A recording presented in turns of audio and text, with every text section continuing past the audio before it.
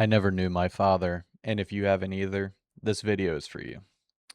When I was 13, my mom pulled me to the side and said that the man that I had been calling my father all my life was not actually my father.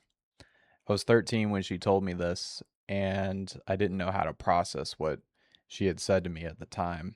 And I actually used it as an excuse to go stay the night at a friend's house. And it wasn't until a while later that I actually understood how hard hitting that moment was. See, for my entire life, up until I was 13 years old, I had been writing my name, and that name wasn't even my actual name. I had been going by my stepfather's last name, and when she told me I had to then start using my real name, which was kind of a identity crisis for me because my entire life I thought I was someone when I was not. And things got a bit difficult for me. I would look in the mirror and not know who this mysterious man was that I've never met my entire life. And when I would look in the mirror, I felt like I was, part of that mystery. Half of me was an unsolved mystery. And I feel like a lot of people can relate to that if they've never met their father before. It just feels like they're this question mark that is like one of those question mark photos where they can't have the identity of the person. That's literally the image I still to this day actually have of my real father because I've never met him a day in my life. And yeah, that was really difficult for me growing up thinking that way and having to come to terms with a part of me is undiscovered through not knowing my biological father. And I had made some attempts when I was younger to write a letter and stuff like that. Some friends were um, empathetic to my situation and they were going to help me try and find my father, but it didn't pan out. And you know, I am 30 years old now and I still don't know this person. And it's kind of been a huge question mark as to what I should do about it. But going back a little bit, what I had to do was just be okay with not knowing who this person was, unfortunately. I spent a large portion of my life not knowing who this person was, but then at a certain point it came where I just had to be comfortable with who I actually was, regardless if I don't know this person or not. Um, yeah, it's been really a difficult process trying to think if I should even reach out to this person or not. I mean, 30 years is a long time not to know somebody. And I am a little bit worried about if I do reach out to this person, if they are a bad version of me, if they are a person that isn't an ideal person to be around. I'm unsure of how I will react to something like that. Um, and I don't know if I can actually handle meeting my biological father and then him denying me or, something like that. He's just, a cruel person. I don't know how I could react to something like that. So, due to that, I have not reached out and tried to form a relationship, even though it's very difficult to even find this person.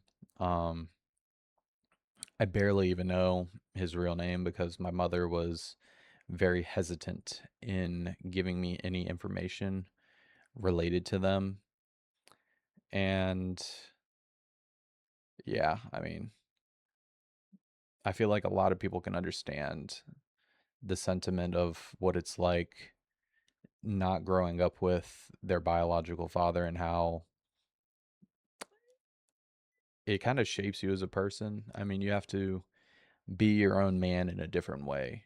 I wasn't guided by him. I wasn't, ever given a happy birthday by him. I wasn't patted on the back for any successes that I ever achieved in my life, or, any graduations or anything like that.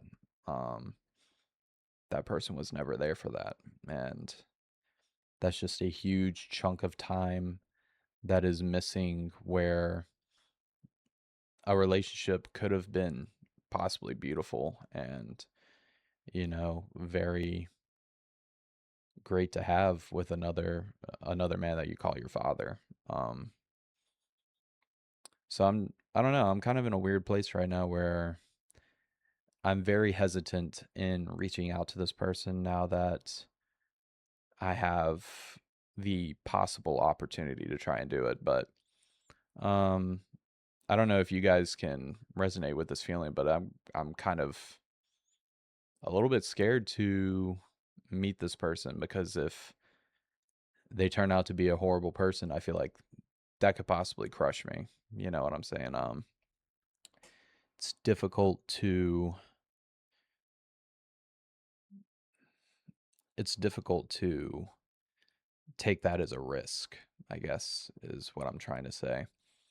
I'm not sure if the risk is worth it for me. And a lot of people have told me, what if, if he were to die, right? If he were to die, there is no going back from that. That's it.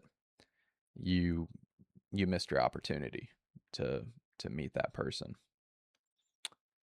And I do understand that. I do completely agree with that. I just think maybe maybe I'm kind of close to figuring out whether I want that relationship or not. But yeah, I think it's just going to take a little bit more time on my end to figure that out. And if you guys have ever been in a situation like this, please let me know what your guys' advice is because I mean, I was never there's no blueprint for fatherlessness that doesn't exist. So, um let me know how you guys overcome these things or if you have any advice or anything like that. For me, I'm just taking it one day at a time. I've been trying to put out videos and stuff like that. It's been very difficult to do so, keeping up with the schedule of doing things. And at the time of uploading this, it's currently 4th of July, so happy 4th of July to everyone. Please don't blow up your fingers or anything like that. Lighting fireworks for the love of God. Do not set your house on fire, hopefully. And I hope y'all are safe out there. And thanks once again for watching the video. I know this one was a little bit shorter than normal, but I'm going to keep trying to pump out content as best I can. And like I said, if you have any comments that you would like to share with me, please leave them. I would greatly appreciate reading each and every one of your comments. And yeah, don't forget to like and subscribe. I would greatly appreciate it. Very greatly appreciate it. And I guess I'm going to go celebrate. So until next time, I'll catch you by the bonfire. Peace.